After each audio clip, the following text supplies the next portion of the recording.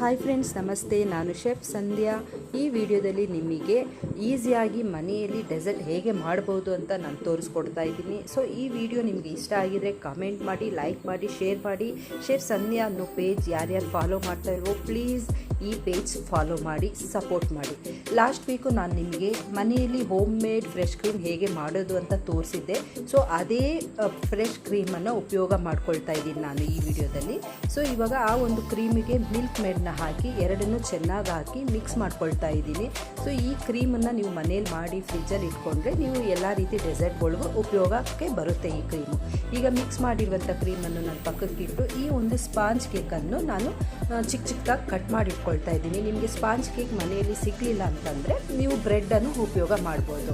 ಒಂದು ಚಿಕ್ಕದಾದಂಥ ಸರ್ವಿಂಗ್ ಬೌಲಲ್ಲಿ ನಾನು ಈ ಕ್ರೀಮನ್ನು ಅಪ್ಲೈ ಮಾಡ್ಕೊಳ್ತಾ ಇದ್ದೀನಿ. ನಂತರ ಅಪ್ಲೈ ಮಾಡಿರುವಂಥ ಕ್ರೀಮ್ ಜೊತೆಗೆ ಆ ಒಂದು ಸ್ಪಾಂಜ್ ಕೇಕನ್ನು ನಾನು ಮತ್ತೆ ಸ್ಟಫ್ ಮಾಡ್ತಾ ಇದ್ದೀನಿ. ಮತ್ತು ಅದ್ರ ಮೇಲೆ ಮಿಕ್ಸ್ ಮಾಡಿರುವಂಥ ಕ್ರೀಮನ್ನು ಮತ್ತೆ ಅಪ್ಲೈ ಮಾಡ್ತಾ ಇದ್ದೀನಿ. ಮತ್ತು ಮನೆಯಲ್ಲಿ ನಮ್ಮಲ್ಲಿ ಯಾವ ಒಂದು ಡ್ರೈ ಫ್ರೂಟ್ಸ್ ಇದೋ ಅದನ್ನು ನಾವು ಉಪಯೋಗಿಸ್ಕೊಂಡು ನೀವು ಗಾರ್ನಿಷ್ ಮಾಡ್ಕೊಳ್ಬೋದು.